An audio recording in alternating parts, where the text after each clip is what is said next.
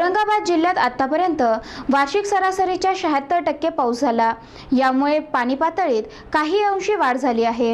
औरंगाबाद जिल्ह्यात यावर्षी आतापर्यंत वार्षिक सरासरीच्या 76% पाऊस झाला, परंतु अद्यापही 24% पावसाची अपेक्षा आहे। परतीच्या पावसात उणीव भरून निघेल असा अंदाज शेतकरी वर्गातून व्यक्त होतोय। 4 ऑक्टोबर पर्यंत जिल्ह्यात 630 मिलीमीटर पाऊस होणं अपेक्षित होतं, परंतु आतापर्यंत केवळ 515 मिलीमीटर पाऊस झाल्यानं अद्यापही जिल्ह्यात पिण्याच्या पाण्याचा प्रश्न सुटलेला नाही। पैठण, खुलताबाद, वैजापूर या तालुक्यात पर्जन्यमान कमी आहे, तर फुलंब्री तालुक्यात मात्र वार्षिक सरासरीचे 100% पाऊस झाल्यानं तालुक्यातील लघु आणि मध्यम प्रकल्प भरले आहेत। जिल्ह्यात सद्यस्थितीमध्ये 16 मध्यम तर 90 लघु स्वरूपाचे असे एकूण 106 प्रकल्प आहेत। यापैकी 83 प्रकल्पामध्ये अजूनही पुरेसा पाणीसाठा उपलब्ध झालेला नाही, तर पैठण येथील जायकवाडी धरणात केवळ 60%च पाण्याचा जिवंत जलसाठा आहे। जिल्ह्यात आतापर्यंत 2.39 मिलीमीटर पावसाची नोंद झाली असून त्यापैकी औरंगाबाद तालुक्यात 7.80 मिलीमीटर, पैठणमध्ये 10.80 मिलीमीटर, वैजापूरमध्ये 1.50 मिलीमीटर तर गंगापूरमध्ये 1.44 मिलीमीटर पाऊस झाला आहे।